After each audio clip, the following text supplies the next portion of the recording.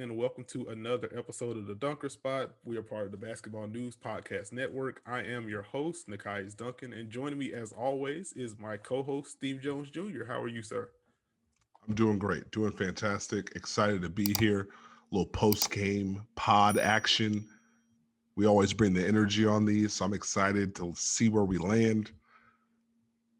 Thank you to Errol, the Dunkers. Thank you for embracing your bounce. Nikias, I'm very interested to see how you get to Mr. ABO versus your Bucks pick, but we'll get to that later. We we will get to that relatively soon. First, I would like to say I enjoyed your appearance on the Haber Show with Tom Haberstroh and Mr. Amin Al Hassan. That was very entertaining. I was kind of debating if I wanted to bring up some references from the pod or if I want to just direct our dunkers to that podcast so they can hear them all.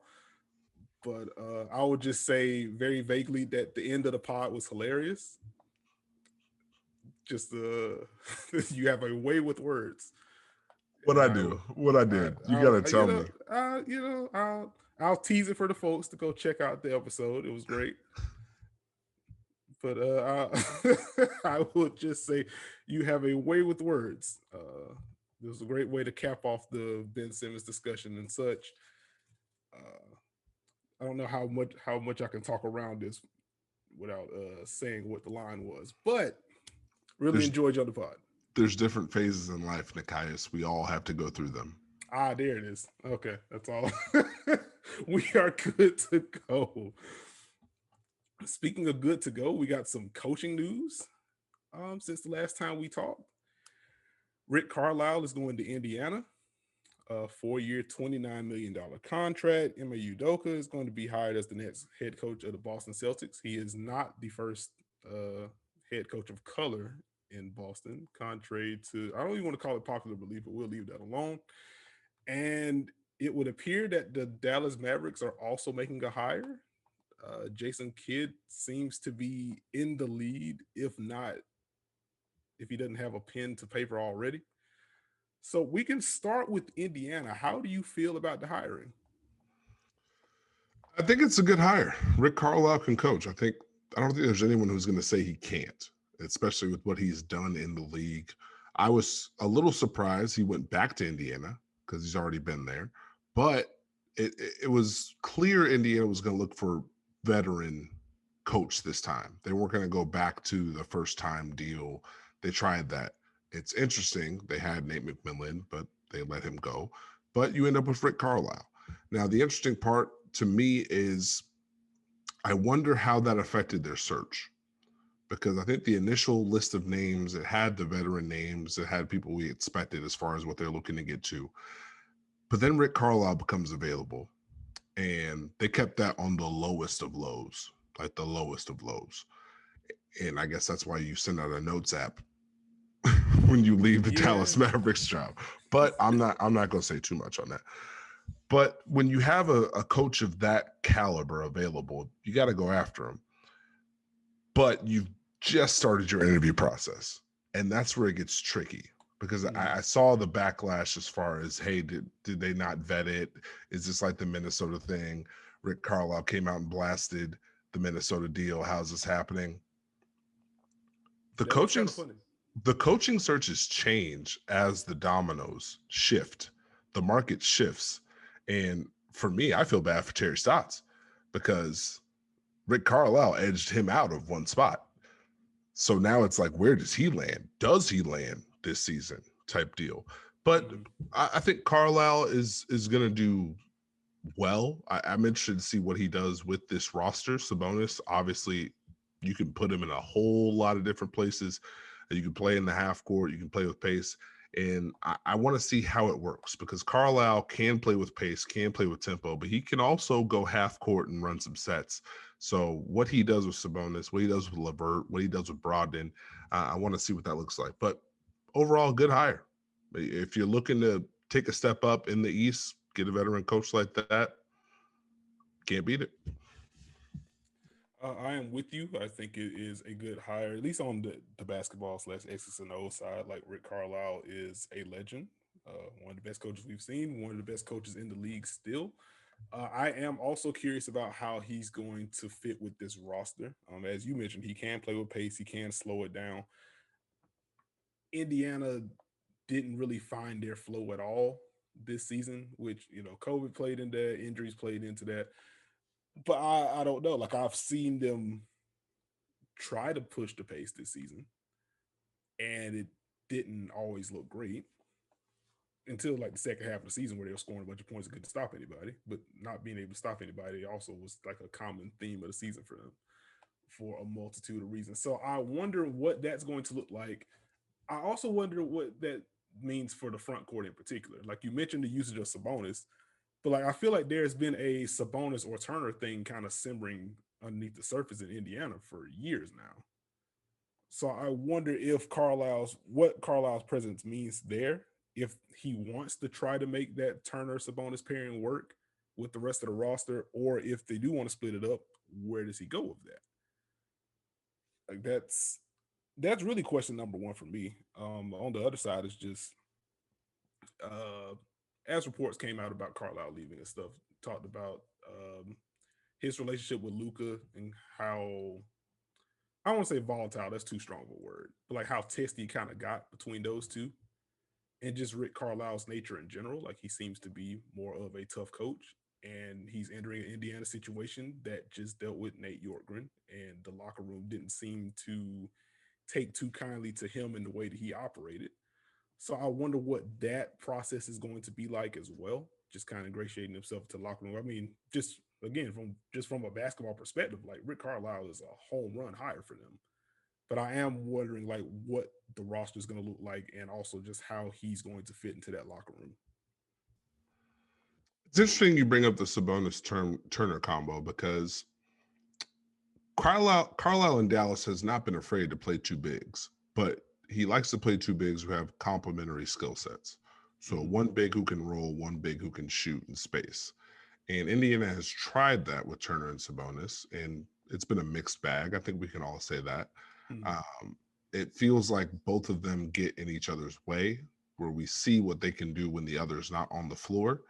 But for whatever reason, when they're together, it's just kind of a big bag of I guess I'll say.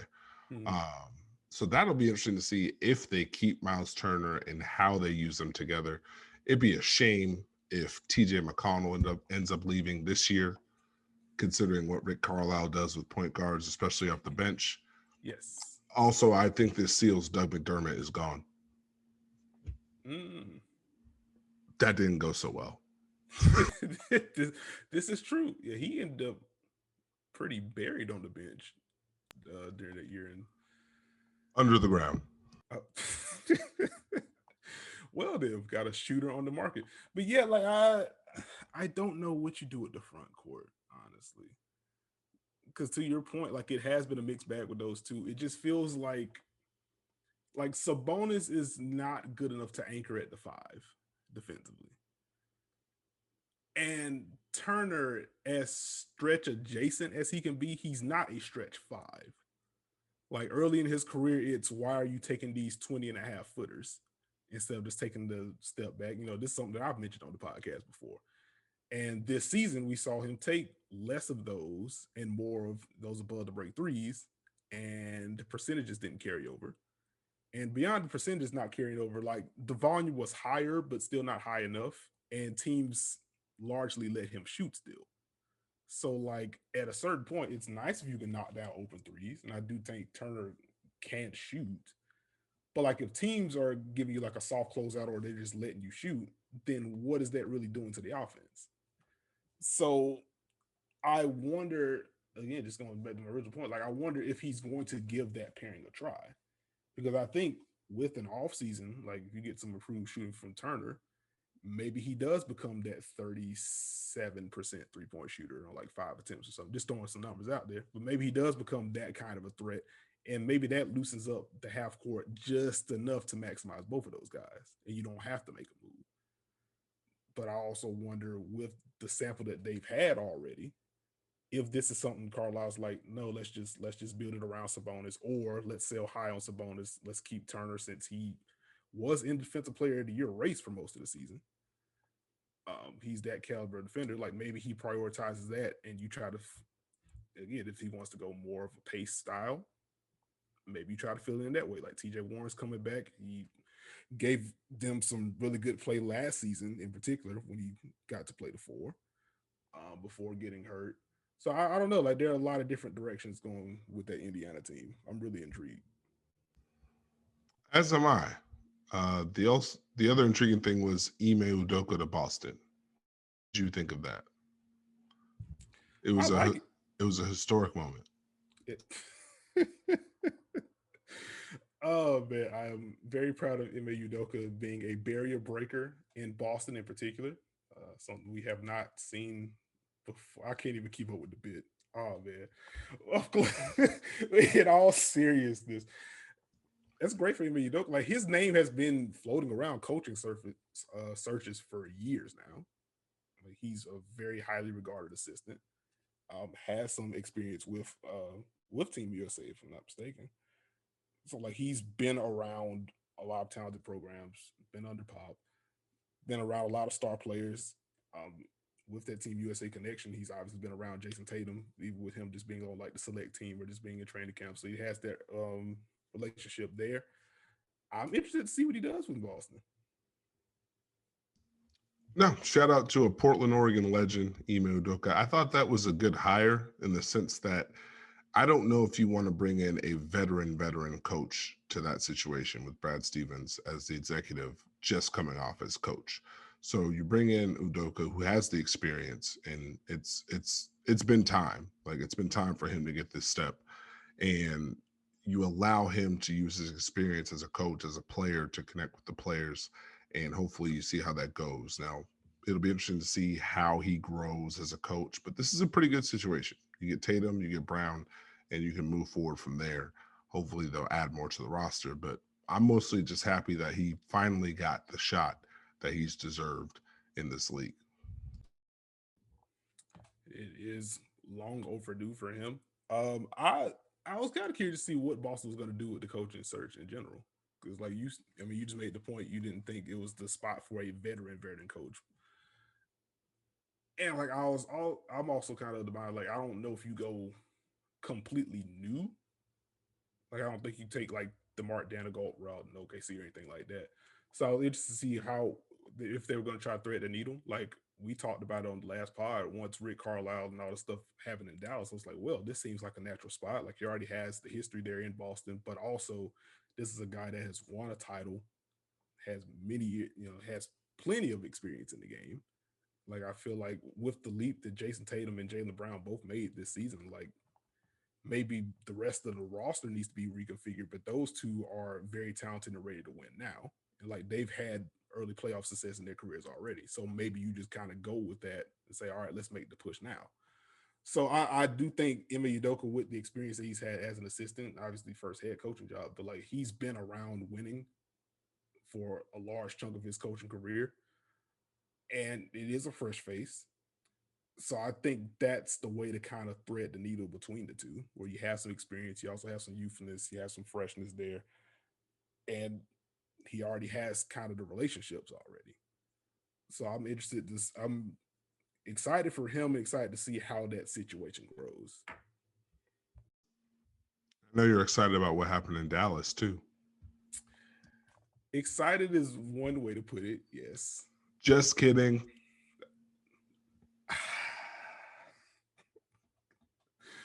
Unbelievable. That I'm mad that that's the first one of the pod. That's terrible. I am confused. Like first, I'm just kind of like, why is what happened with Jamal Mosley? Is my first question. My second question is like, who is this mysterious GM, president of basketball operations, or whatever that we keep hearing that Mark Cuban has talked to, and the unknown person has signed off on a Jason Kidd hire if it happens. Who is Uh, this? Nico Harrison from Nike. I'm not saying a bad word at all. Okay. Because I But I know. mean, like, But the mystery GM was weird. That was a weird deal during all of it. It was like, the Mavs are progressing with Jason Kidd, and it has the approval of the unnamed new president of basketball operations. And that was like, I mean, that's good, but like, who is it? Like, I thought it was gonna be Tyson Chandler for at least 5 minutes, mm-hmm, just because Dirk came mm-hmm. back, and then Jason Kidd comes back. Then I thought it'd be Jason Terry, but no, it's not. Left field. I don't get, like, even like I saw the name out there, like I'm just now learning about who he is over the past couple hours or so. But like even as that started to come out, is he actually going to be the GM or is he just joining the front office? Because I haven't seen that clarified. Well, I assume he'd be the guy, and maybe he'll have a GM under him. But he's clearly, if he joins, would be the guy as far as making the basketball decisions. It's a copycat league. You saw what the Knicks did, and now that's a thing. Mm-hmm. Hey, let's find the person who has relationships and see how that goes, and put some people around him to enhance that. Like it's just the league is so in that manner. You have success with something, someone else is going to try it. I guess we'll see on that front. Beyond, I don't get it with Jason Kidd. Which part? Yes. Okay. Oh, No, let's before you go, it's kind of incredible. This is Jason Kidd's third shot, and let's be honest, we knew he was going to get another shot. He became assistant coach, goes to the Lakers, wins the title. He was going to get another shot, but he gets that Brooklyn team, then he gets Giannis, then he gets Luka. You better win, buddy. Yeah. Yeah. What does he do? Is kind of where I land on Jason Kidd. Because the Brooklyn tenure was weird. The Milwaukee trip had one interesting season and it went left very quickly. He was an assistant with the Lakers, but like what was his role exactly? Like what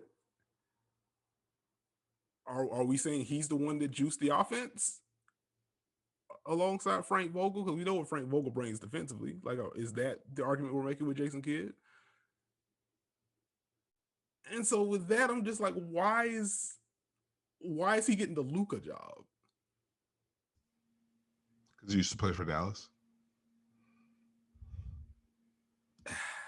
I've got nothing. It's Got him, folks. it's a very odd hire. Well, this will be interesting because I don't know what type of team works best for Jason Kidd. We saw what happened with a quote unquote younger team in Milwaukee, and we've seen what he did with a quote unquote veteran team in Brooklyn. This is kind of an in between. So, can he reach Luka at a different level, and can he embrace the others? Can he get the most out of the others? Because he did get a lot out of a lot of players in Milwaukee, but obviously eventually hit its ceiling, and that was that. So I'm intrigued. I'll put it that way. I'm intrigued by what could happen with that hire. I think for me, Dallas is getting people they trust. I told you Mark Cuban's going to fix this real quick, and he moved real quick. I mean, I think the first thing he did was like, yo, Dirk is back. Yo, Dirk is back. Now, yo, Jason Kidd. I mean, sure, I guess. I mean, you can't go wrong with making sure that Dirk is involved. Like, easily the most important and also most beloved player in franchise history. So if you could get him and get his face out there, especially with this kind of blowing up randomly. Again, no, Donnie's out, Rick Carlisle's out. Like the organization itself has been through some hashtag things over the past couple few years. So like any kind of goodwill you can ingratiate is a positive, which is also why I don't understand Jason Kidd being the choice if you're trying to improve the fanfare or make people feel better about the type of organization that's being run. But I, So you're saying this hire is mid? yeah, I think it's mid. We'll see what happens when games are actually played. But on the surface, I can't pretend to be a fan of it. Speaking of fans, Lord, are you a fan of Team USA? The 12-man roster is out for the Olympics, and this on paper looks like a Nekias Duncan built team in my eyes, with the exception of one player. But I'm interested to get your thoughts on Team USA. We know the squad. No fake tryouts. we do know the squad. I guess the caveat I would throw out with Devin Booker being one of the people in particular, like I would assume if the Suns make the finals, which they have a 2-1 lead in their series right now, then depending on how deep that series goes, like maybe Devin Booker doesn't play. So we'll just have to see, see who his replacement would be. But just to refresh the listeners, the team is in alphabetical order since I have the graphic here. Bam Adebayo's on this team, Bradley Beal, Devin Booker, Kevin Durant, about to say Jerry and Grant, Jesus, Jeremy Grant, the good Grant, Draymond Green, Drew Wow. Holiday. Let me check his age real quick. What is that? I don't think that's a check his age thing. I mean, he's not in the league right now. But Drew Holiday, Zach LaVine, Damian Lillard, Kevin Love, Chris Middleton, and Jason Tatum is the squad. 28 years old. This does not track. There was no age slander. It's Jeremy Grant just dropped 20 a night for a Detroit team, and Jerry and Grant is not in the NBA. So it would have been odd if Jerry and Grant made Team USA. Yes, it would have been extremely odd. I like this team. I enjoy this team. It's just a bunch of bucket getters who can play multiple positions with defenders. And And Kevin Kevin Love. Love. There we go. I think Kevin Love is going to be great on this team, man. He has a role. Like it does feel like he's kind of grandfathered in. Bro, it was going to be Kevin Love or Mason Plumlee. You know, it is an upset that we don't have a Plumlee on the team this year. Hey man, Mason Plumlee was throwing some high post dots in Detroit. You know, they already got Jeremy Grant. Why not bring Plums back? Hey, just wait. Just wait till Kevin Love throws his first outlet pass and everyone loses their mind against some country. Some country. Wow. Love getting canceled like 25 minutes into the pod. We are here. We are here and we are inclusive here at the Dunker Spot podcast, part of the Basketball News Podcast Network. But no, I think it's a great team. Like this is obviously a team worthy of winning gold just based on the talent level on it. Uh was a little bit not surprising at all, but a little disappointing to see like James Harden name being on the team and then him kind of withdrawing. I didn't think he was going to participate anyway. So once the initial report came out that he was going to be on the team after playing with this hamstring injury, I was like, wait, I know you love ball, but let's relax a little bit. And sure enough, he withdrew. Similar deal with Chris Paul, which is also why I'm kind of keeping an eye on this Devin Booker spot because Chris Paul's name was there was a report uh, that Chris Paul had accepted an invite or that he was leaning towards accepting an invite. And then Woj just kind of laid the hammer down and said, no, actually, this is a decision that's been it's been trending this way for a few days now, which it's always funny to track like the well actually from Woj. Because he's not subtle about it at all. Oh, nah. He's coming full Matoj Nawrowski. You know what? I'll allow it. That's fine. That's fine. But we'll keep an eye on the book spot. But I'm just looking at the roster, like they can just throw out lineups of like 6'8" to 6'10" dudes. They can just kind of switch everything and shoot. Like you're right in that. Like that's very much on brand for what I would like to see on defense in particular. So sign me up for like some Middleton Tatum Bam, Katie, and someone else. It doesn't even matter at that point. See, here's the sad part. This is the lineup I'm looking forward to. We'll probably never see it, but I want to see Bam, Draymond, Drew, Jeremy Grant, and anyone else. Have fun. Let's see if you can score. Like, that's what I want to see. I want to see those four just cause absolute chaos. I mean, throw Tatum out there to complete the list. It's gonna be a blast. It's gonna be a blast. I'm excited for it. Less exciting on the other Team USA side. Neko Gumake did not make Team USA for some reason, and is now the only WNBA MVP that has not made an Olympic team. Reasons. I saw a thread. So yeah, like I want someone to love me like that. Like, I want someone to have my back like that. Just post a thread defending me at some point in my life. no, I mean, it was well deserved. And going through that thread, like you list the reasons why she was reportedly told that she hadn't made the team yet, and it seems like the goalposts continue to move. And you look at the rest of the roster, and it's a very talented roster, one that I also think is going to be worthy of winning a gold medal.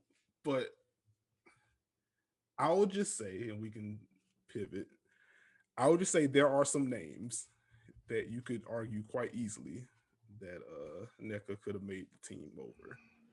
Is this Katie So, Lou Samuelson slander? no, but like also,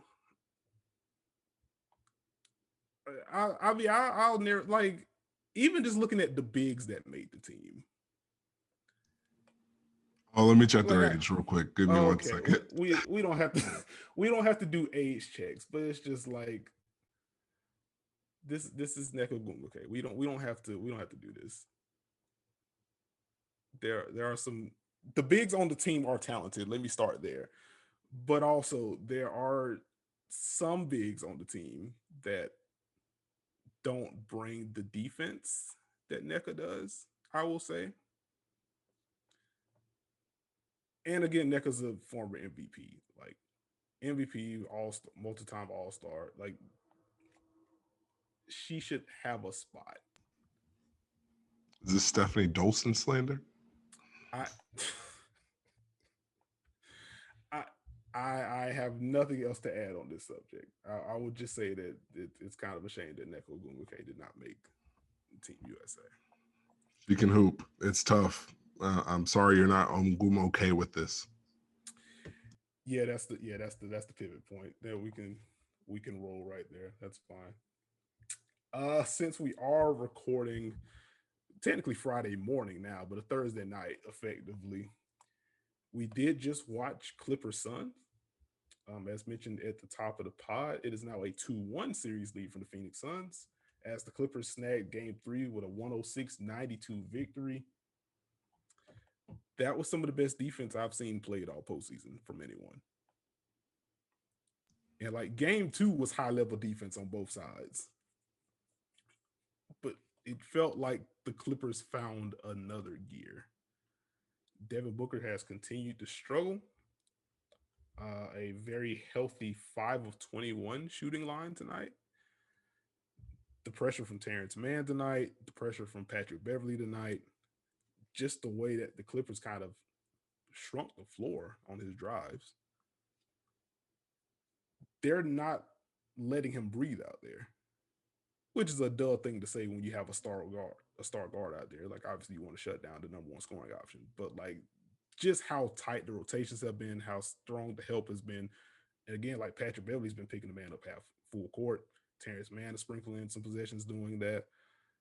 They'll switch sometimes. Sometimes they'll throw some trap. Like they are just mixing it up in a way that Devin Booker has not found his footing since game one. They're keeping them out of rhythm, and that's what the Clippers defense has done. It's what they did to Donovan Mitchell with the doubles. Here with Devin Booker, they're using physicality. They're using denials. They're using activity, ball pressure, and they're taking away his ability to get to his automatic reads. He's going to have to make plays that he doesn't necessarily always have to make. And it's not that he can't make them. Let's make that clear. But there's no real rhythm to them. It's either or. It's either he's going to look to score or he's going to look to pass. But there's no real, it's not that same rhythm we saw from him in game one, where he was kind of leading the dance and making those plays automatically. They got into him and they did a great job defensively. The Clippers defense, the last two games, has been great. The Clippers defense all postseason has been really good as far as mixing things up. Like, I've been so, I don't want to say astonished, but I've been so impressed by the fact that they can continue to mix coverages on the fly in today's NBA. Like, in today's NBA, that's tough. Like, think about the different coverages they're trying. Even when they go small, it's not an automatic switch. Sometimes they'll go under, sometimes they'll go over, sometimes they'll trap, sometimes they'll switch. When they go big, finding a coverage for Zubac, keeping him in a drop but rotating, stunning from the nail to take away some of the pressure. Like, that's really good stuff. And that's good buy-in. And Terrence Mann, I thought, was incredible. Not just on Booker, but Chris Paul as well. Yeah. As far as activity, ball pressure, navigating screens, he was phenomenal. And they just got after it. And they've been getting after it for a while. But that weak side defense, the rotations, the buy-in, that's good stuff. I get excited about defense. And watching the Clippers execute that is very impressive. And I think you had a tweet about this during your game thread in which you said, I'm paraphrasing right now, but you said something along the lines of the Clippers are defending up to the reputation that they had coming in. And like, that's exactly right. Like, this is the Clippers team, oddly enough, without Kawhi Leonard right now. But this is the Clipper team that when you look on paper, you say, okay, this can be a top 3, top 5 defense in the league just based on personnel that they have. And now you're seeing that talent rise. A guy like Terrence Mann, who really cracked the rotation midway through the season and has been a mainstay, like, he's making an impact on the ball. And to, like you just mentioned, like, it's not just that they're mixing in these schemes, like, they're mixing it on the fly. It's not like they're coming in saying, oh, let's do this, it didn't work, let's change it. It's okay, this is working well, let's mix this in just so Devin Booker won't even have a chance to get comfortable with it. Because the thing about a ball dominant guy like Devin Booker, and I don't mean that in a negative light, but just a guy that has that kind of usage, if you show anyone that talented and with that kind of usage the same look over and over and over again, they're going to know how to beat it. It's going to be up to them to make the plays to actually beat it, but they'll at least have the understanding of, okay, this is where the help is coming from. This is what the big's doing in pick and roll, whatever. These are the spots that I can get to. These are the passes that are going to be available. It's up to me to execute. The Clippers are taking that away. Because even when they're running pick and roll, like when they go small, they had Marcus Morris out there. Like throughout this series, Marcus Morris has switched. He showed high. He's been in a drop. So like even when they go small, you don't know what the read is, which again is going to your point. Like they are taking away the automatics from him. And Devin Booker has kind of waxed between these dribbling exhibitions in which he'll, take a high pick and roll, snake it, probe a little bit and wait. And then there are other possessions where he's shooting whenever he gets an opening. He'll take a high pick and roll, snake it if they're icing or whatever, snake it. He's going right into the pull up because it's like he doesn't know if this is the right play or if this is the first good look or the first good look in the possession he's going to get. Like he doesn't know. You can just kind of see it. Like if I don't take this, I don't know if I'm going to get a better look later. So like the comfort level just isn't there for him right now. And it's really a testament to the Clippers and the game plan. Yeah, and they've done it in multiple ways. So it's not just when he's bringing the ball up. They've done a better job when he's coming off screens. They've done a better job when he's screening. You look at the difference as when the Suns ran that horn set and Booker was screening early in the series, and now it looked like at one point that the Suns were using the Clippers' activity against them. If you're going to deny Booker, we're going to turn the corner and we're able to make plays. And now we're fighting over the screen. You still can't get it to Booker. Now you got to play out of it. So that was interesting. Now I have one question while we stay on the Clippers. Were you more impressed by the Clippers defense or that the Clippers were actually able to generate some quality looks in the half court in that second half? Uh I would say the defense, especially since the Suns did get Chris Paul tonight, so I was just kind of wondering like how the attention was going to shift because again, they did a great job defending Devin Booker in Game 2 as well, but it's a different thing when the second guy is Campaign, who has been very good throughout this postseason, but he doesn't garner the same kind of attention, the same kind of focus as a Chris Paul would, just because of what Paul can do as a shot maker when he has it rolling, and also the passing reads that are unlocked if you're scrambling at all. So like there's a different level of focus there. So for them to get Paul back and still have this kind of effort and lock in the way that they have been on Booker and also Paul, who did not shoot well at all. First game back, so you can give him a little bit of leeway there. But you mentioned at the top, like Terrence Mann did a great job defending him as well. Like Nicholas Batum had some nice possessions on Chris Paul. Like they mixed in who they were throwing on these guys, and then from a scheme perspective, also mix again the type of looks that they were giving both of the ball handlers, so they could never really get comfortable. It was important that the Clippers were able to generate some good looks because it was a struggle for them to do so earlier in the season. Like it felt like they were a little bit more decisive offensively. Like even with them going to their pet sets and Phoenix defending them well, just kind of driving it harder, being more intentional about attacking the paint, forcing those rotations. Didn't necessarily crack Phoenix, but it cracked them enough. It gave them enough of an opening for them to get some shots going. And like I'm thinking it's the third quarter where they had this massive run of shot making. Like Paul George was a big part of that as well. Played great tonight on both ends of the floor. All you need is a sliver for this Clippers team, and they're able to catch a rhythm.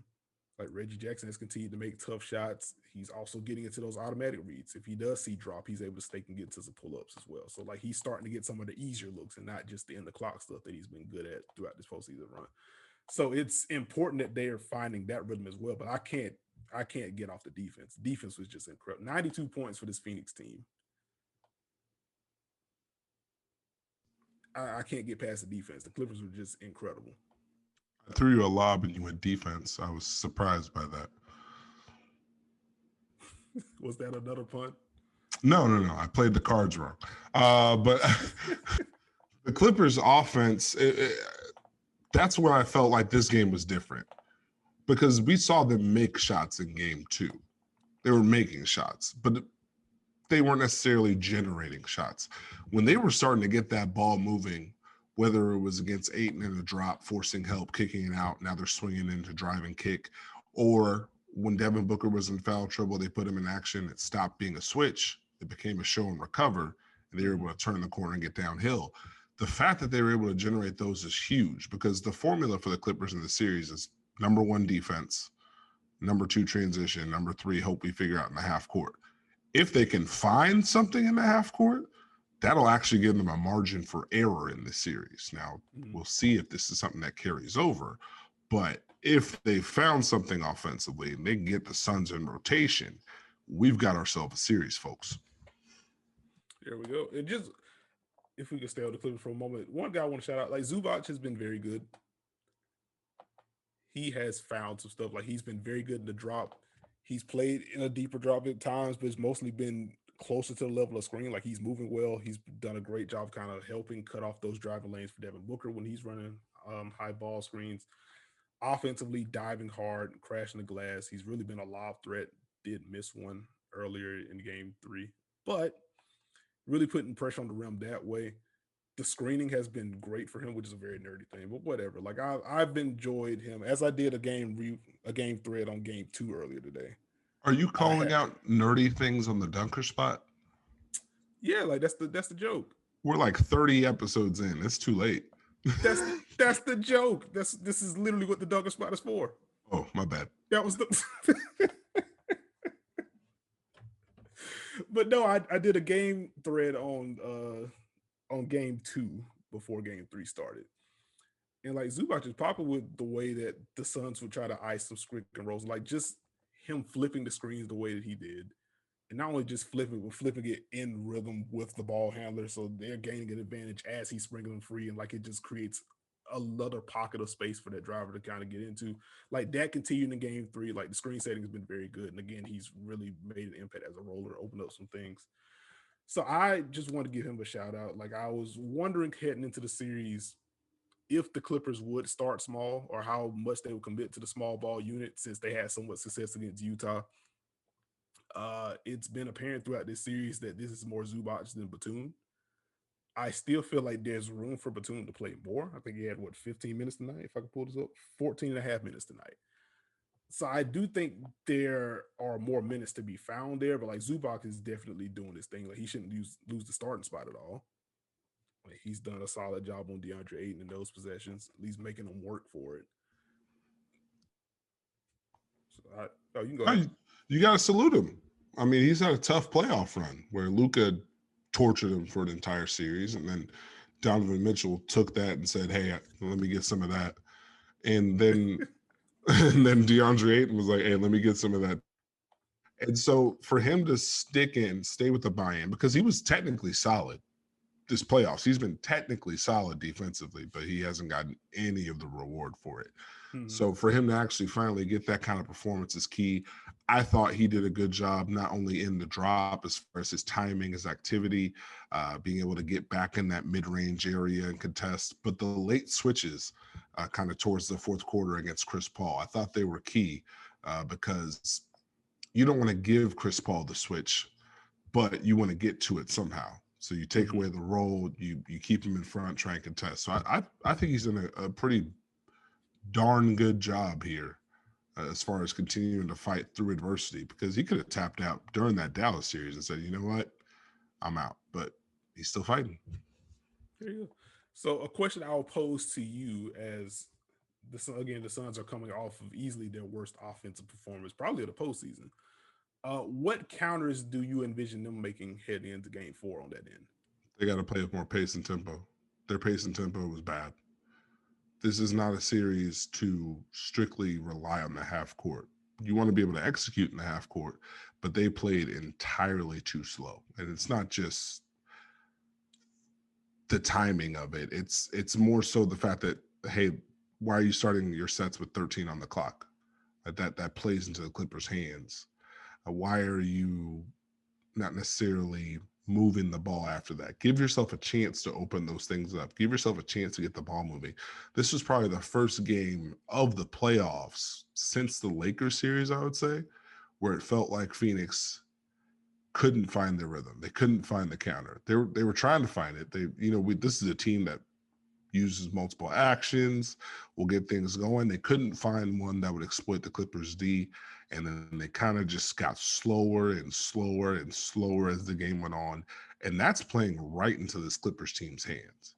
The Mm-hmm. slower you play, the more that's going to allow the Clippers to be physical, the less they're going to have to react and rotate and close out, and the less chances you have to really make them pay, put pressure on them. So I think Phoenix's tempo has to, and they've got to continue to keep mixing those actions.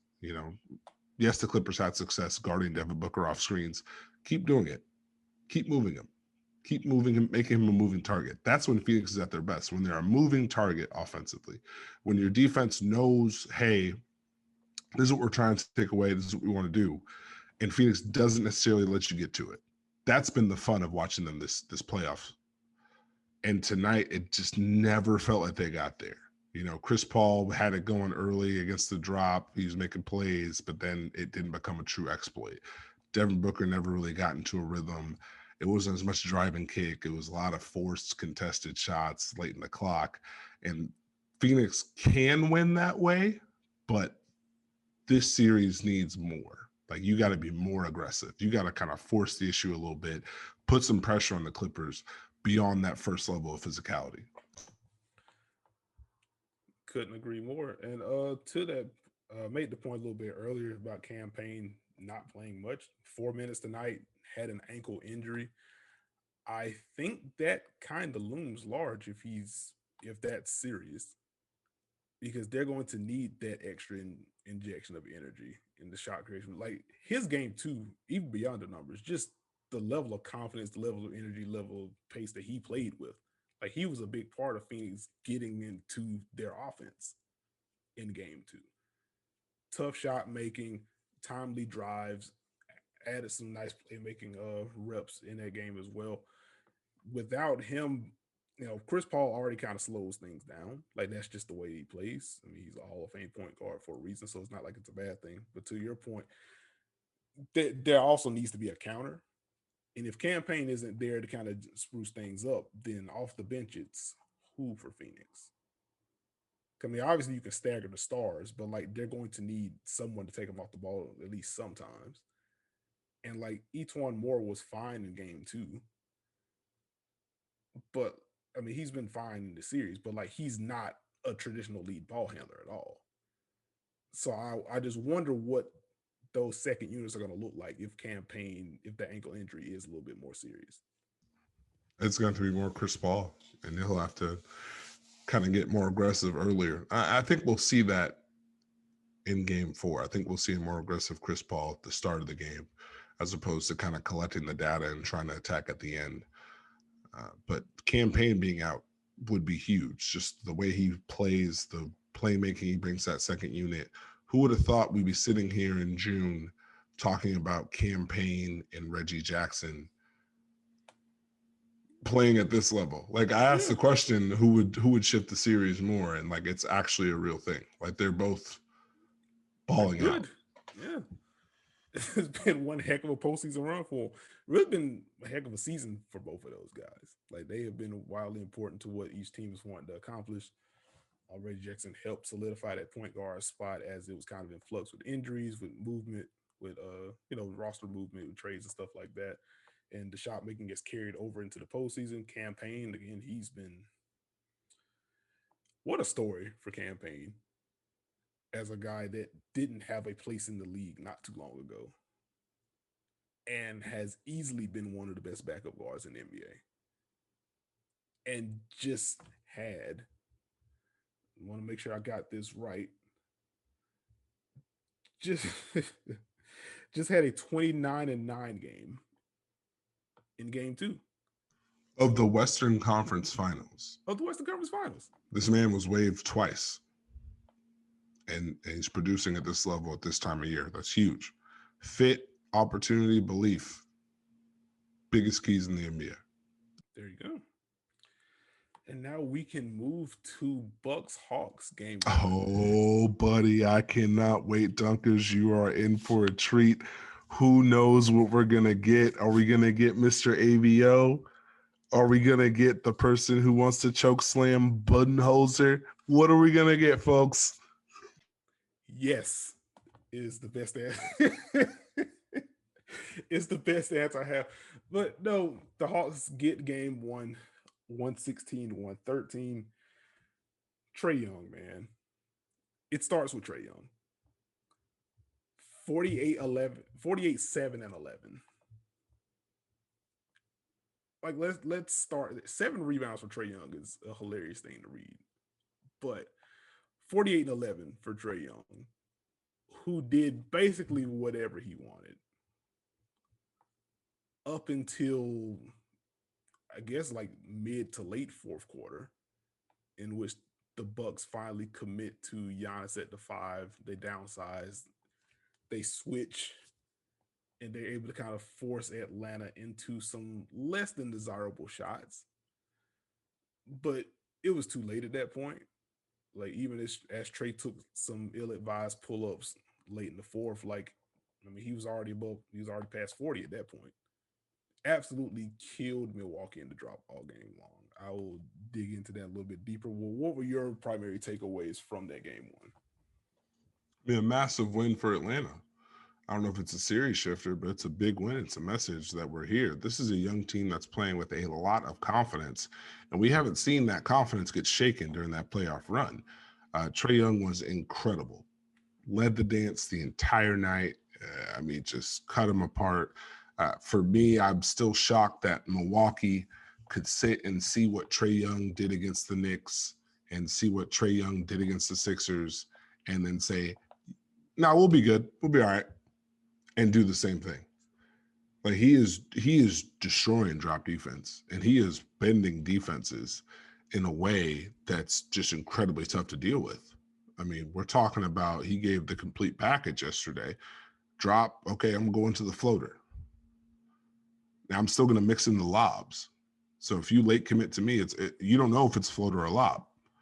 And then if you want to mix in the unders, I'm going to go to the pull up three. And his scoring went from keeping the Hawks in it in the first half to shifting it in the second half because he had the scoring and the playmaking. And when you give Trae Young that for this Atlanta team, it's very tough to deal with. Milwaukee, it was a mixed bag for me. It was a good fight. It was a good effort at times. They had their chances to win this game. Drew Holiday was great. Giannis was game. It just felt, again, like they got in their own way, and they got in their way on both ends of the floor. So I'm sure you're going to touch on it, so I don't want to go too deep, but it's very difficult because here's my struggle with picking Milwaukee, which I did, was the fact that I'm assuming Milwaukee's going to do what they're supposed to do. And anytime you do that, you're in a tough spot. And so offensively, they left some food on the table. They didn't put any salt on their chicken. Chris Middleton had a rough game. Brook Lopez can't have the same defensive impact right now. If he's guarding Capella, he's going to be in action. So it's not the same. PJ Tucker can't have the same impact defensively in this series right now. He was great against KD, but yeah, you could put him on Bogdanovich, turns water off, but it was just it was like every time it felt like they scratched the surface on what they were supposed to do, they went to another room.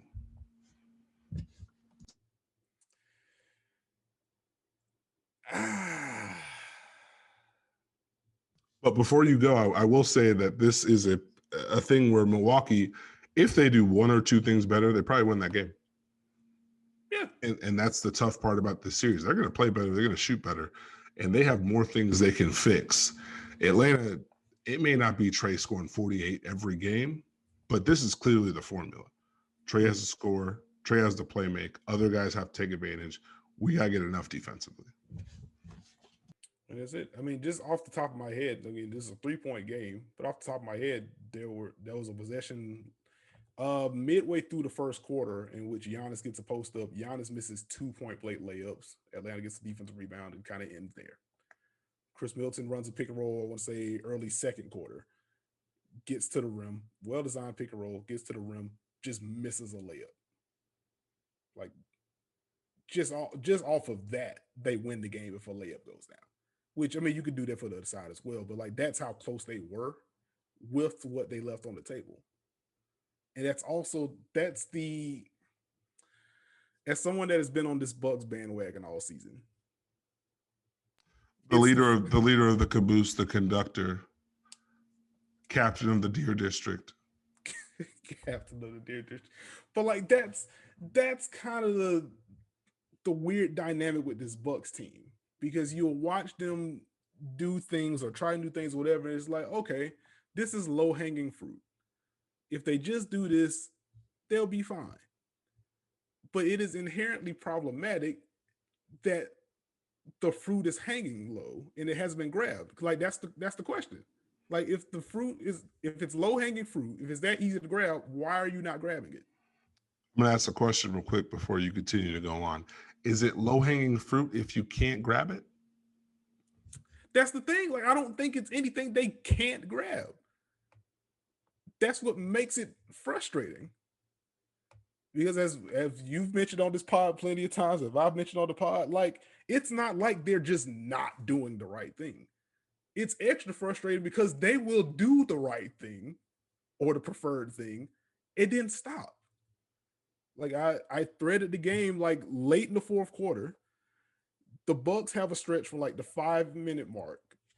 Is after Chris Middleton knocks down 2 pull-up jumpers, which was the hottest he had been all game long. Knocked down 2 mid-range pulls in a row. Didn't love the spacing on those plays at all, but that's a whole other thing.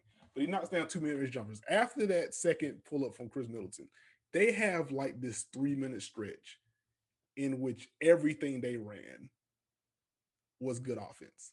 Didn't make every shot during that stretch, but literally everything they ran, like empty corner pick and roll. They run their one of the ATOs, quick pitch in the middle of the floor. Giannis pitches it to Chris Middleton on the left corner, flows to an empty corner pick and roll. Giannis gets a lob out of it. Drew Giannis pick and roll. Drew had it going. You had Chris Middleton basically one pass away, so there's no tag on the roll. Like Drew was able to get downhill, get a pull up. Giannis was able to get another lob. Like they're they're doing the thing that they should. They do what they do. I mean, they do what they should. And then after the 2 minute mark, They do what they do. yeah, like I don't get it because like that's why I'm so confused watching this team. And I would imagine it's exponentially more confusion for actual Buck fans because like you will see them do it. Like I think from a frustration standpoint, I would rather just be like, man, I wish they would try this and just kind of leave it alone more so than them basically teasing you with doing the right thing and then stopping for who knows why. No, it's tough. Like I don't understand how you have that Brooklyn series and you have the issues with Giannis screening for Drew and rolling with two guys on the weak side. And then you go to the Atlanta series and immediately go back to that same setup like it's going to work. I don't understand that. I don't understand if you go kind of slow down, pick and roll heavy, ISO heavy, attack the matchups, and Trae Young isn't really involved. You kind of have the personnel to attack that more than teams have before. Like there's just food on the table they won't touch, and if they do touch it, that was good. I'm going to eat something else now. It's just odd. Like the dunker spot is a good spacing mechanism, but you can't have a guard in the dunker spot and someone rolling into the dunker spot with someone spaced on the weak side. That doesn't make any sense. Um, even when even when they had their late lineup, they went small. They had PJ Tucker and Pat Connaughton. They kept putting those two on the weak side. And of course the defense is going to help because why would I not? All your best players are over here. It's just little stuff like that. It's just like, give yourself a shot to do what you're supposed to do. It's so simple. Like you were mentioning the guy, the dunker spot, another guy rolling into the dunker spot. Like this is the infamous mid third quarter possession in which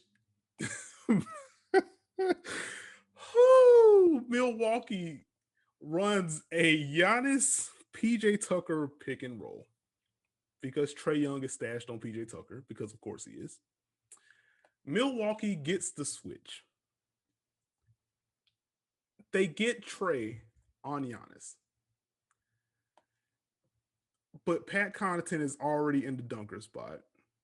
Brook Lopez is in the corner. PJ Tucker then rolls into the dunker spot. Pat Connaughton is just staring down all of this happening, and he does not relocate until PJ Tucker practically runs into him. Brook Lopez does not leave the corner.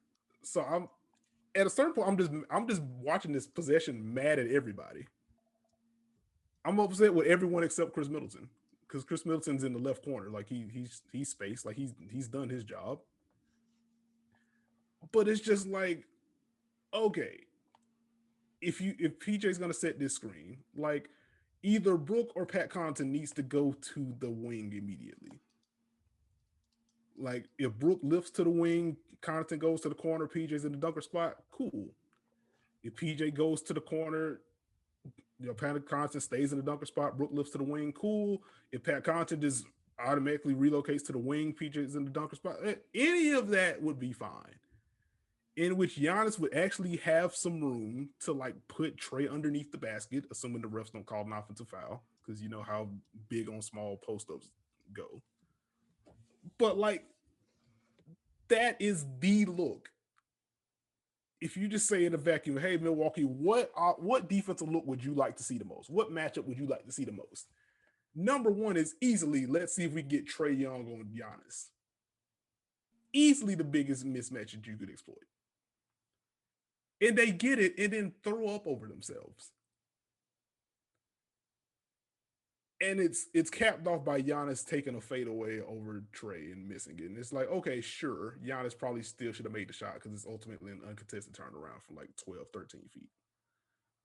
But the point I made on Twitter is like the fact that that's the shot that was really accessible to him because of what everyone else sans Chris Middleton was doing is a bigger issue. Like Giannis could not drive to the basket because there are four bodies in the paint.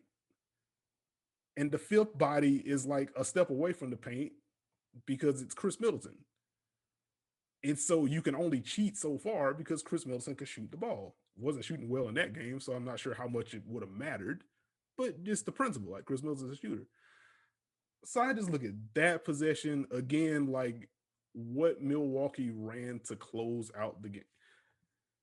I'm telling you, if you have, I guess League Pass or whatever, like seriously, watch from like the 5:20 mark of the fourth quarter to like the 2 minute mark of the fourth quarter. Just watch what Milwaukee runs. Just watch what they runs. Watch the spacing on each possession, who's handling, who's space. Like just watch the process there, and I guarantee you will be even more upset that the Bucks lost this game because nothing they ran was impossible for them to run at other times. None of it. And I just don't get how they have these 5, 6 possession benders and they just completely say, no, let's do something else. Like, oh, that's a. So I don't know. I just don't know what you do with that. And as frustrating as it got, they lost by 3. So it's just like if they do literally anything better, like if Chris Middleton goes like 8 of 24, 8 of 25 or whatever in the next game, it's still bad and they still would have enough to win the next game, probably. So it's I don't know, man. This Bucks team just it confuses me. They're so talented. They're so talented. And like it's never an effort issue. Like they play hard all the time. It's just I'm just confused. The process is just so weird with them. You seem lost, buddy. You seem lost. My mouse died, so give me 2 seconds. Keep going though. Keep this going. So I don't know. Like I find myself frustrated with the offensive process. Like if you're going to run a pick and roll with Chris Middleton and Giannis Antetokounmpo, like you have to empty out the corner. That's just kind of where I'm at with it. Like it may sound simplistic, but you have to empty out the corner if you're running Chris Giannis pick and roll. You need Giannis to roll into space. You also want Chris Middleton to have a clean window around that elbow area for him to pull up at the elbows. Like that's where he's elite at. Like he's an elite mid-range shooter in general, but you get him to either elbow area in particular, and he's absolutely money. So what you don't want to do is run that kind of pick and roll in the middle of the floor to where the defender can, and this is what we saw a lot earlier in the fourth quarter, they run Chris Giannis pick and roll, but like in the middle of the floor, and like Drew Holiday is one pass away. So whoever's guarding Drew Holiday, like this Kevin Herter sometimes they Bogdan Bogdanovic, but whoever's guarding Drew is able to just cheat down and tag Giannis on the roll and muck up that space.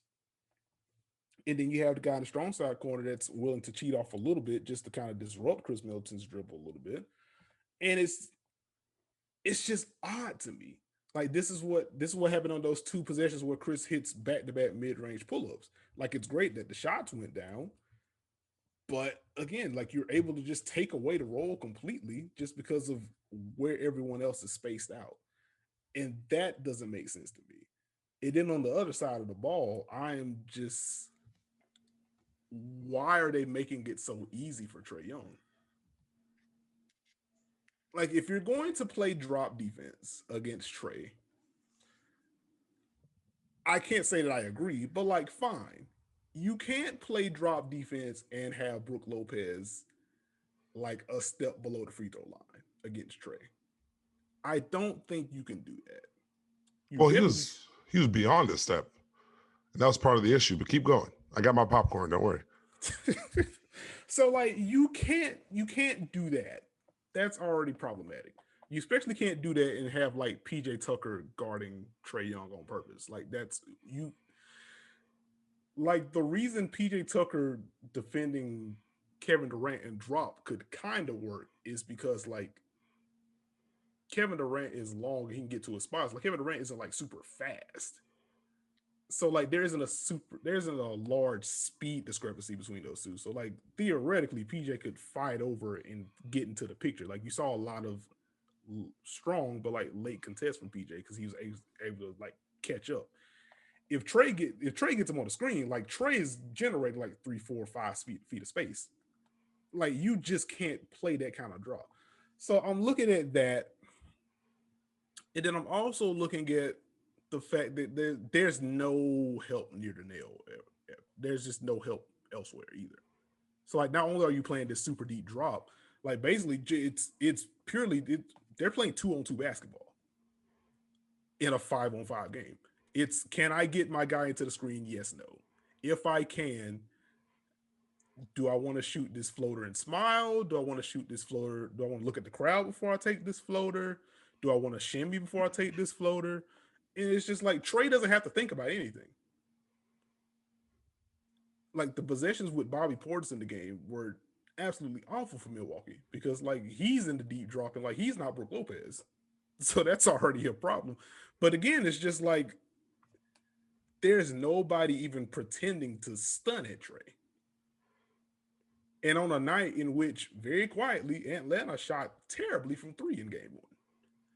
So on a night in which Atlanta wasn't even burning it up from three, like Trey Young got hot at different points and he still went 4 of 13 from three in game one. But it's just like there was no one to even pretend to help. Like I'll also give some credit to Atlanta because in the second half in particular, they did a great job of mixing up who was spaced where. So even if Milwaukee wanted to send help, they were going to have to send help off of threatening shooters. So that made the decision tough, but that wasn't always the case. And when that wasn't the case, Milwaukee still largely stayed at home and just kind of said, hey, whoever's defending Trey, whether that's if that's Drew, if that's Pat Connaughton, who got absolutely mixed, if it's PJ Tucker, who also got mixed, do your best while Brook Lopez drops to like 5 feet and Trey just gets the easiest floaters alive. Something has to give. Brook's going to have to play higher up, or there are going to have to be some stunts off ball just to disrupt the cadence a little bit, or there needs to be more switching so you don't have those windows. It has to be at least one of those three, because otherwise Trey it might not be 48-11, but this is going to be a 30-12 or 30-13 series for Trey pretty easily if none of that changes. Well, no, yeah, I think it's got to be you have to pick your poison. And the issue is when you don't pick a poison with Trey Young, he ends up doing everything. So Milwaukee has to figure out what they can live with. You know, I think as the series went on against Philadelphia, they didn't necessarily solve the problem, but they got it to a place where they could live with it. And I think Milwaukee has to find a way to get to that point. Keeping Brook and Portis that far deep does them a disservice because essentially what's happening is they're either standing or they're trying to drop back with the roller. And as soon as they commit late, the floater or the lob is already up. So, and Trey Young is playing on that. So essentially he's taking the space, getting right to you, and depending on what's open, he's either going to float it up or lob it. And then the guards have to navigate those screens if you're going to be in a drop, which is tough, obviously, because he's shifty. So it's not necessarily like you can get into him and ride him over. He may reject, he may stop and draw foul. So he has those counters, but they have to be able to navigate those to try and take a little bit of pressure off of the big. And as you mentioned, if there's an ability to stunt or show your body in a lane to try and disrupt the rhythm or take away some of the space he sees, you got to do that. So I think there's a mix of things that Milwaukee could do better.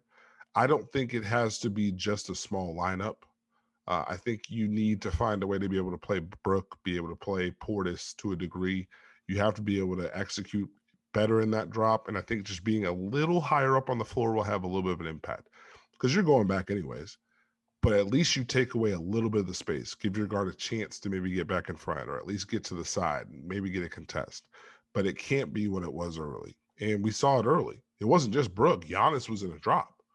First play of the Yeah. game. First play of the game. And so that was like, interesting.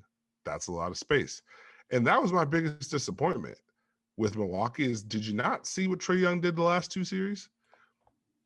New York never made an adjustment, and he sent them home. And Philadelphia couldn't figure it out, and they went home too. So how do you keep saying, we're just going to give you this space, we'll figure it out? No, like, I don't get that. But I think Milwaukee just has to settle in.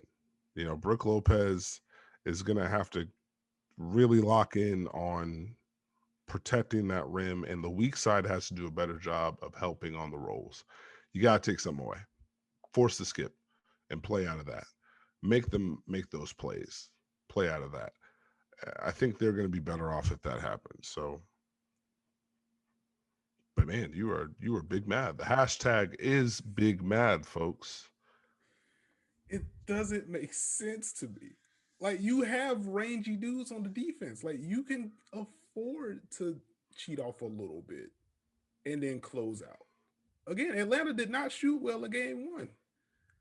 So, like, just from you always go process of results, or at least I do. But like, even from if you go to the result standpoint, like, these guys weren't shooting well.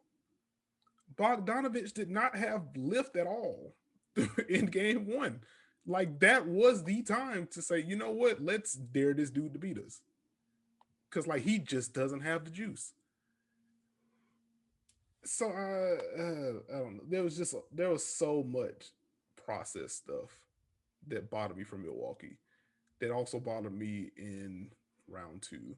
Didn't bother me as much in game one because it's round one because they just completely blitzed Miami. But it bothered me in game one of round one. I was just about to say, like, game one was bad and they eked it out. But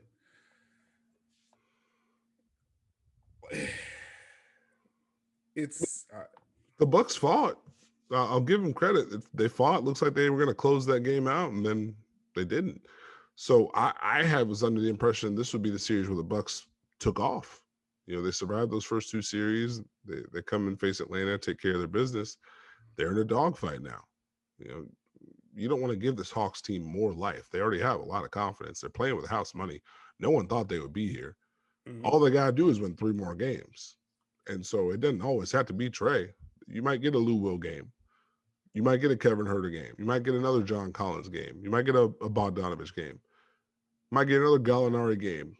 Man, if he just had a little bit more juice in those knees, man. Shout out to PJ Tucker hitting Gallo with a crossover in the left corner and then blowing the layup, which is hilarious. Chip that layup, boy. And then later, Gallo absolutely puts PJ Tucker in the mixer with a behind the back that flows into a step back. But it was a slow mix. It was a slow mix. Like, I honestly, I swear, the more it looks like his knees hurt, the better that shot looks. Like, when it looks like his back's not working and his knees don't work, it's cash. It's going in. Like, it doesn't make sense to me. Speaking of which,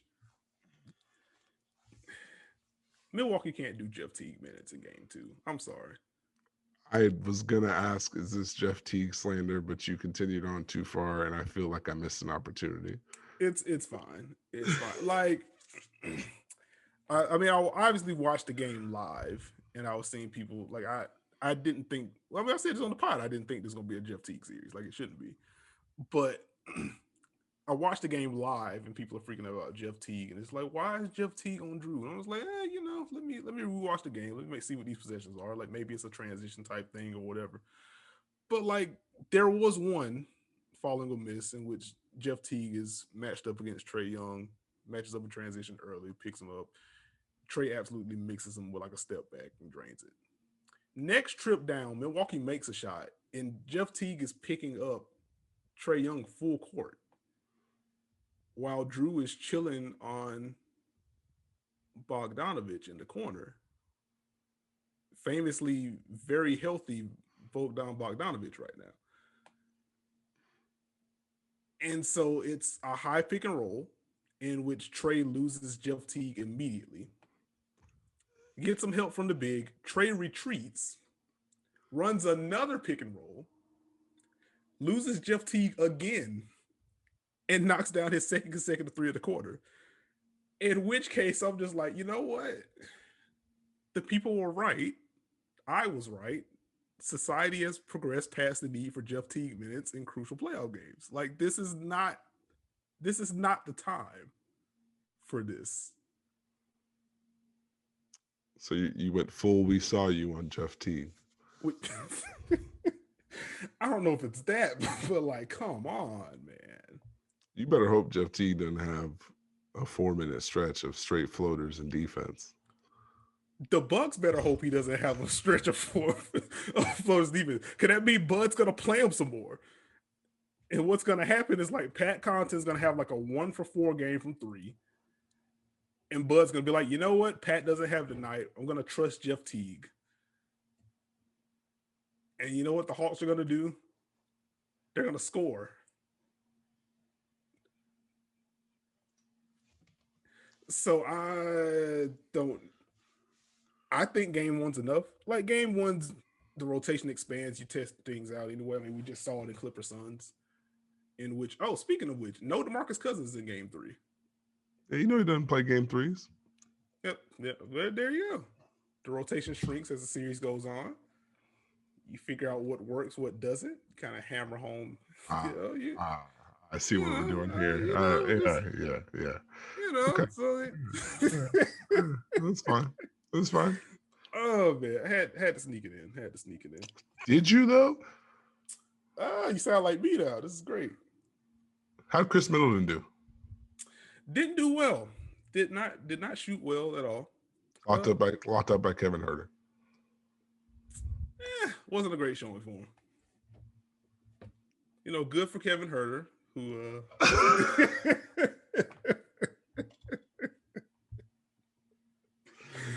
How did you turn Chris Middleton shooting 4 for 23 into a good for him for Kevin Huerter? That's impressive stuff. I'm speechless.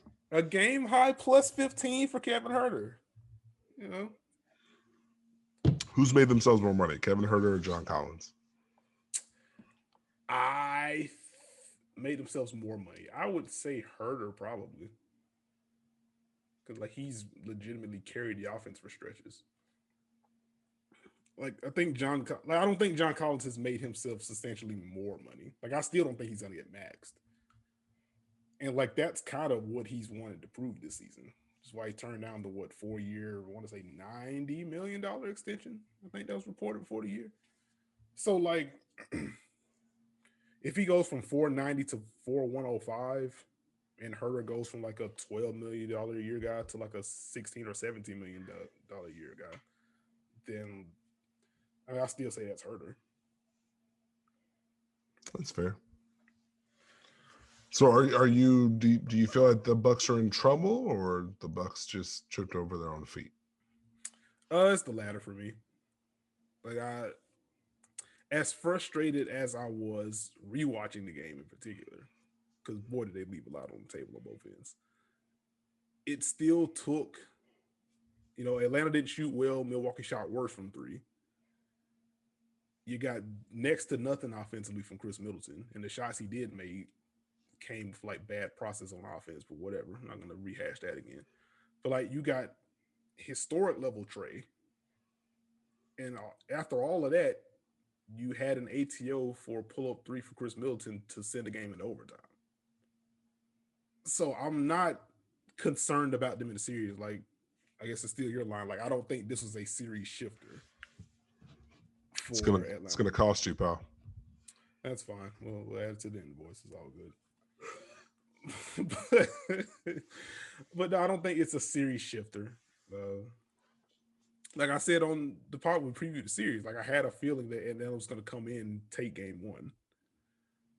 But I'm still very confident in Milwaukee being the better team and having more things to exploit. It's just kind of on them to not just exploit those things, but to do so consistently. And maybe not do that right before clutch time and then completely go away from it during clutch time. And, I've made that point already. So it feels tough to lose that Drew game, though. Yeah, because Drew saved him with 3 balls. A 5 of 12 game from 3 for Drew which means if I'm doing math correctly, the rest of the Bucks shot 3 of 24 from three. 0 of 4 from Connaughton, 1 of 4 from Brook, 0 of 9 from Chris Middleton. Good lord. Like Bobby Portis went 1 of 2, but that doesn't really count. Like Drew Holiday is literally the only Buck that shot well from three with any kind of volume. So like even if that regresses a bit, which I would expect, like I don't think we're gonna see another offer from Chris Middleton. So I think it balances out. Like I still feel good about Milwaukee winning the series, but man, game one was not great for them. A better Trae Young play, the off the top of the backboard lob to John Collins or the shimmy shake 3-point pull up? Oh, it's the lob. It's the lob. Like I've seen, I mean, I've seen Trey go off glass before too, but like to pull that off high stakes in a postseason game, while the game is in balance, like it's not like if he does that with Atlanta up like 17 to cap off an 8-0 run or something, like okay, whatever. It's still impressive, but all right. But like that's still very much a tight game, and he pulls that off on purpose, and it works. The shimmy's just kind of whatever. Like again, Milwaukee's just playing the pick and roll 2-on-2 with no help elsewhere. Trey rejects the screen, and Drew just gives up on the play. So the shrug came because Drew gave up on it. Chris Middleton is one pass away. He just doesn't rotate over. I think he's defending Bogdanovich at that point. He doesn't come over. And Bobby Portis is the guy like, okay, fine, I'll close out to him since nobody else would.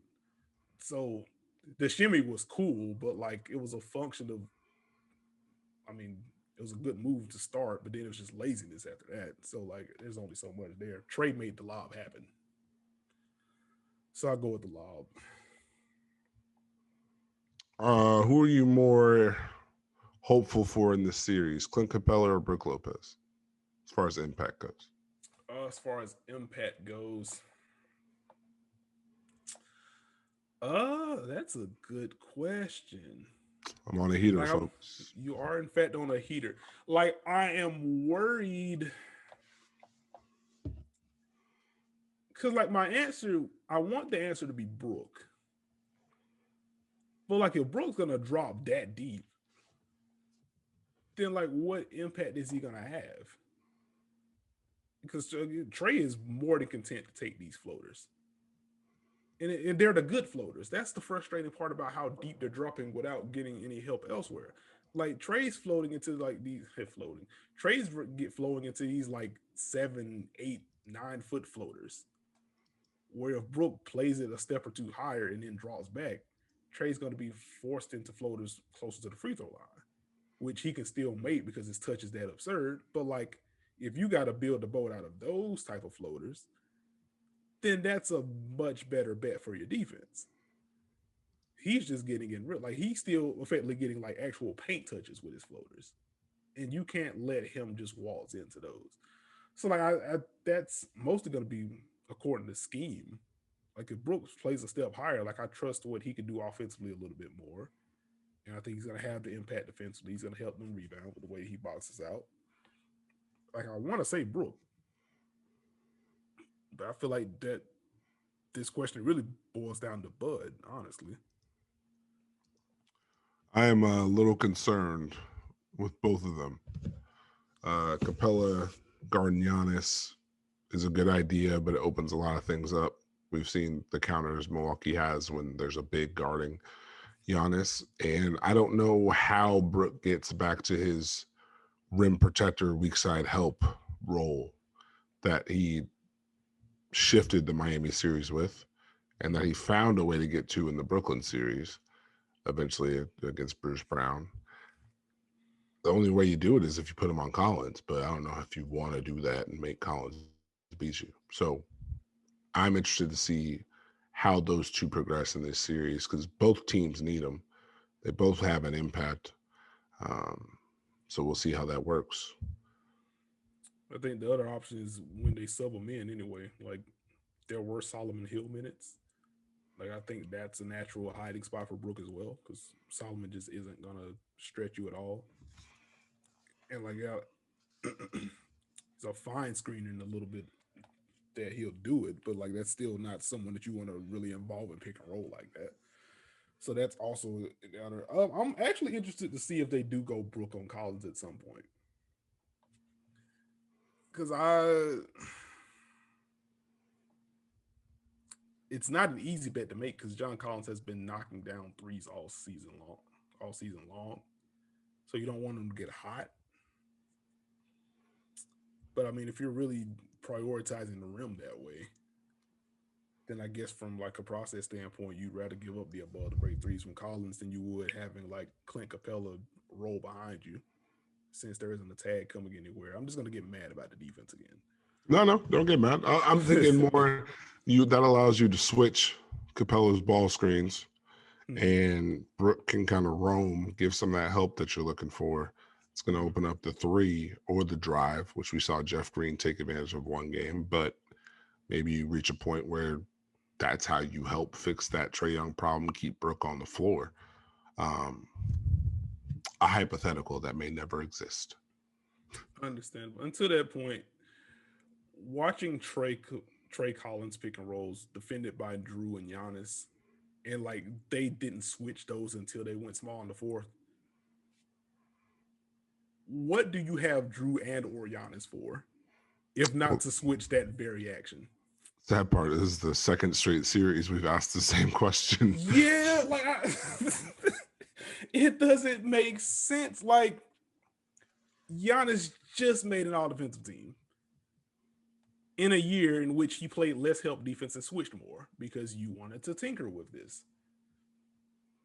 And Drew Holiday, like he's very good at everything, but like what makes him a special guard defender is the fact that you can switch him on to fours and like you need no help, not even a stunt, like none.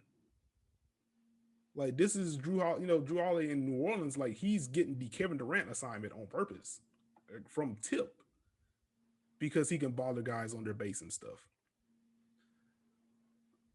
Why is Giannis in a drop against that? Nobody knows. Nobody knows the answer. Maybe he's Giannis drop to Decumpo.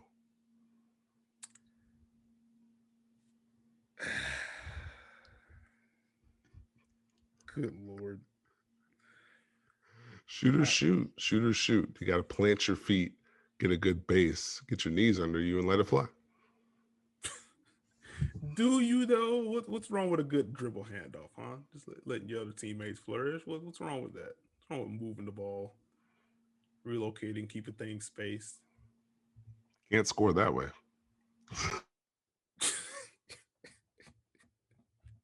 What phase of the game is that? You know, who's to say?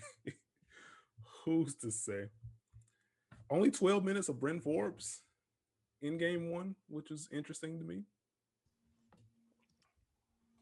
I thought this would be more of a Bryn Forbes series, but then again, only 12 minutes of Lou Williams. So this feels like the opposite of the Shamit Forbes matchup. But I expect we'll see more Forbes. This is a series you can probably get away with it a little bit more, in theory. And they're going to need him as far as being able to make shots and give that small lineup some pop or give some of the other lineups some pop. So, and even Bobby Portis, which I know you loved his defense, but if he can come in and give you a few minutes and get back in it, I mean, you can tell he's been waiting to be able to play. Yes. Like the defense wasn't great, but offensively, he was. I'm prepared. He came with it. Also, quick thing on Bobby Portis, as I was doing the rewatch in particular. You mean Bobby Scortis? Yeah, let's go with Bobby Scortis. That's fine. I am listening to the broadcast talk about Bobby Portis. The hashtag is Big And Mad, folks. it's not even a big man. It's a very quick point. Oh, But like this is during his first stint in which like I think he scored a bucket that gave him 4 points. I think he had 4 points and 4 boards after he gets this putback or whatever. And one of the announcers, I'm not gonna say which one it was, but one of the announcers immediately praises him and talk about how Bobby Portis was making an impact on both ends of the floor and how active a defender he had been. And I'm just like, are we not watching Bobby Portis drop to the restricted area? in pick and roll. I don't get stuff like that. I'm drawing the line at Reggie Miller slander. So sorry, pal. I can't, like, come on. We're watching the same game. We are watching the same basketball game. Like, they are actively hunting this man in pick and roll. What is activity if you're like 12 feet away from the guy you're supposed to be? Okay, anyway. That's all I had. Did you have any lasting thoughts here on Bucks Hawks? I want to see what the adjustments are, because Atlanta could play better, but again, I don't know how much further you go. This is the way they're going to have to win. I want to see which part Milwaukee focuses on. They got the tape, so it'll be interesting to see, what did they do? Is it the lineups? Is it the coverage? They tweak some things. How do they get Middleton going? Like, again, there's so many things Milwaukee can do. I want to see what they try and focus on, because if they focus on the wrong things, you may end up down 2-0. And Nekias is going to be driving immediately to Atlanta. Speaking of which, I will be driving to Atlanta on Sunday. I will be in the building for Game 3, so I'm anticipating that being a Game 3 in which the series is tied, which is going to be even more hype. But I will be in Atlanta for Game 3 and Game 4, so we shall see. I'll also be there if a Game 6 is necessary. If my prediction is correct, it won't be, but we'll just have to see. This man can't leave Peachtree alone. Let's give it up for Atlanta's very own. One lineup point, and then we can head to bed. I guess it is late, or technically early on a Friday morning. I just don't think this is the series to start PJ Tucker. He just doesn't have a natural natural matchup among the starters. Well, I mean, if the idea is, I'll counter. Why not? Okay. If the idea is, let's turn Bogdanovich's water off and let's have PJ Tucker hunt him, I get it a little bit. If the idea is, we just won that Brooklyn series, this doesn't necessarily feel at the time to be like, yo, great job, guys. Hey, PJ, go ahead to the bench, buddy. Just for a buy-in type deal. So it may be a situation where they keep starting him, but maybe his minutes go down a little bit. It's a heart and soul type deal. It's one of those things that's tough to. Again, once the toothpaste, you can't put the toothpaste back in the tube. So you did the move and you won the series. And even though he doesn't have a natural matchup, can't really impact Trae Young, which is the guy you need to impact, you kind of want him on the floor because, who else are you going to start? I would start Connaughton. I go Connaughton on Herter, and if you're worried about Bogdanovich, go Middleton on Bogdanovich. Did you not see Kevin Herter's Game 7? I did see his Game 7. I don't know if you want to do that. I would do that, like, especially if you're this committed to playing drop.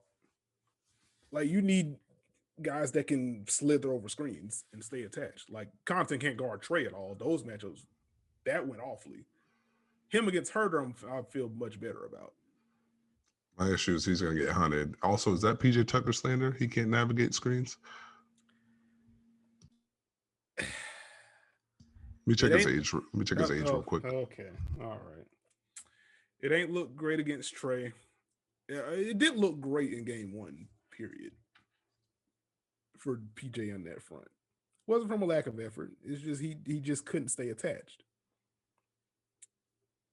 I just feel like PJ is your switch option in this series. And if you're not going to commit to switching, then like it gets kind of tough to place him. And then you combine that with, like, offensively, he just gives Trae so much of a hiding spot because you're not really using PJ in actions like that.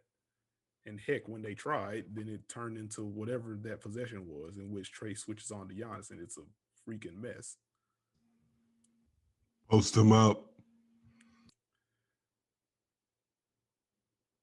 thank you for listening to this.